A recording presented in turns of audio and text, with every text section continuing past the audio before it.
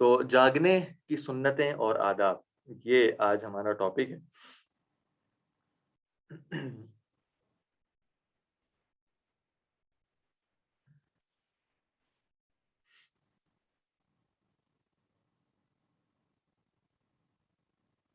تو جاگنے کی سنتیں اور آداب، سب سے پہلی سنت جاگنے سے متعلق جو ہے وہ ہے جلدی اٹھنا۔ جیسے ہم نے سونے کی سنتیں اور آداب میں پڑھا تھا کہ جلدی سونا نبی صلی اللہ علیہ وسلم کی مبارک سنت ہے، اسی طرح جلدی اٹھنا بھی نبی صلی اللہ علیہ وسلم کی مبارک سنت ہے۔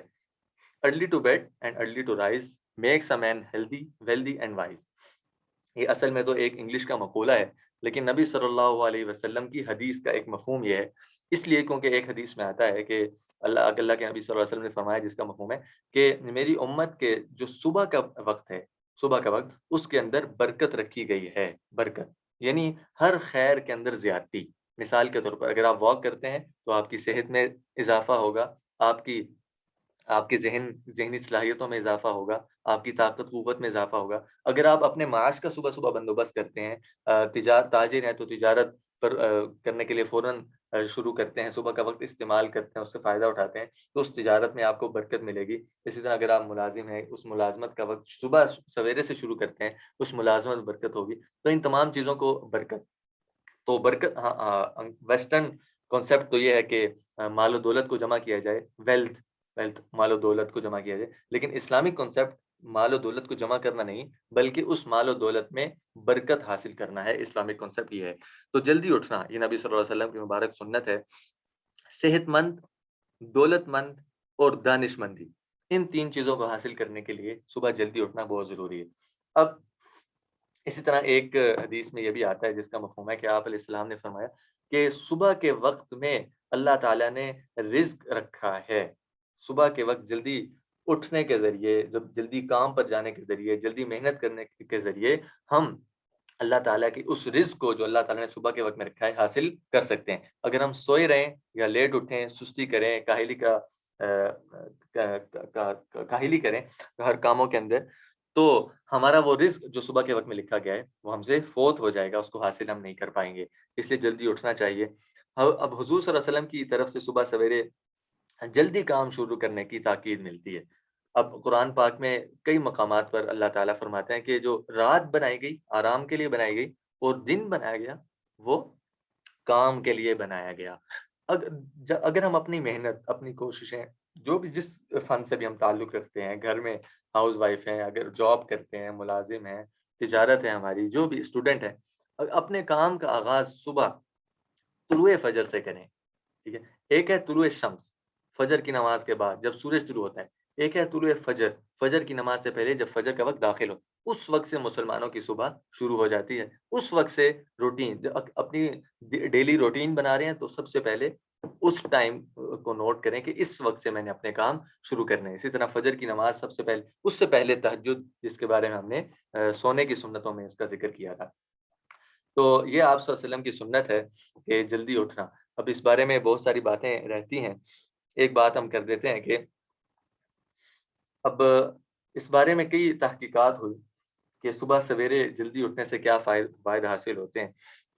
امریکہ، کینیڈا اور جرمنی میں کئی ایسے تجربات کر کے دکھائے گئے کہ دیر سے اٹھنے والوں اور جلدی اٹھنے والوں کو ذہنی اور جسمانی حالت میں زمین اور آسمان جتنا فرق ہوتا ہے۔ دیر سے اٹھنے والے اور بہت ہی جلدی میں تیار ہونے والے اور بڑی تیزی سے ناشتہ کرنے والے دن بھر ڈپریشن، مایوسی اور غصے کی کیفیت میں رہتے ہیں، اور جو جلدی اٹھتے اور بڑے آرام سے تیار ہوتے ہیں، اطمینان سے ناشتہ کرتے ہیں، نارمل حالت میں اپنے کام کی جگہ پہنچتے ہیں، وہ دن بھر ذہنی اور جسمانی طور پر نارمل رہتے ہیں، اپنے کاموں کو بہتر انداز میں مکمل اور تکمیل تک پہنچا سکتے ہیں۔ آپ دیر سے اٹھتے ہیں تو پہلا احساس یہ ہوتا ہے کہ آپ کام یا کالج سے لیٹ ہو گئے، آپ بھاگم بھاگ باتھ روم میں جاتے ہیں، چونکہ وقت نہیں ہوتا اس لیے اپنے پیٹ کو آپ پوری طرح صاف نہیں کر پاتے، نہایت عجلت میں، جلدی میں فارغ ہو کر اور اطمینان سے نہانے کی بجائے اپنے جسم پر پانی اور ڈیل کر باہر آ جاتے ہیں۔ پھر آپ کے پاس ناشتے کے وقت نہیں ہوتا، آپ بڑی تیزی سے ناشتہ حلق میں ٹھونس کر دوڑتے ہوئے باہر نکل جاتے ہیں اپنے کام کی طرف۔ اس بھاگ دوڑ میں آپ کی جو مزاجی کیفیت ہے وہ چڑچڑی ہو جاتی ہے، غسیلی ہو جاتی ہے، آپ کو غصہ آنے لگتا ہے خود بخود۔ یہ آٹومیٹیکلی آپ کی جسم کے اندر یہ چینجنگز آنے لگ جاتی ہیں. اس کے نتیجے میں کیا ہوتا ہے کہ بیوی کو ڈانٹ رہے ہیں، بچوں پر غصہ اتار رہے ہیں، بہن بھائیوں کو، چھوٹے بہن بھائیوں کو جھاڑ رہے ہیں. تو اس طرح پورے دن کے اوپر آپ کی جو ہے نا وہ اس دیر سے اٹھنے کی وجہ سے نحوست طاری ہو جاتی ہے. روزمرہ کا یہ معمول آپ کے جسم کو بھی اور نفسیاتی ڈھانچے کو بھی تباہ کر دیتا ہے. اس کا علاج آپ اشتہاری دوائیوں میں ڈھونڈتے ہیں اور آپ اپنی تباہی میں اضافہ کرتے چلے جاتے ہیں، اور آپ کو یہ معلوم نہیں ہوتا کہ اصل میں یہ جو بگاڑ آ رہا ہے وہ میرے دیر سے اٹھنے کی وجہ سے آ رہا ہے.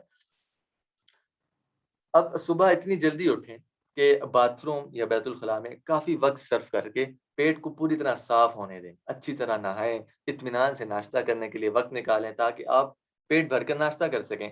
آپ کی موجودہ حالت یہ ہے کہ مثلا ہم عام طور پہ جو ہمارے رواج میں کہ جلدی جلدی کھانا کھایا، جلدی جلدی ناشتہ کیا، جلدی جلدی باتھ روم، کیونکہ لیٹ ہو چکے ہیں. اب اس کے وجہ سے جو باقی دن ہے اس میں بھی ہماری جلدی آ جاتی ہے.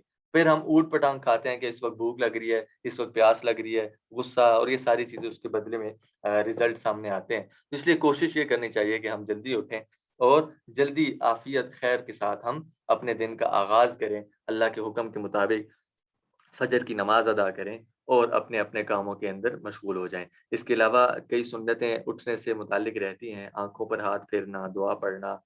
تو انشاءاللہ کل کی کلاس میں اس کو ڈسکس کریں گے. اللہ تعالی ہمیں ان پر عمل کرنے کی توفیق عطا فرمائے. جزاکم اللہ خیرا. اللہ حافظ. السلام علیکم.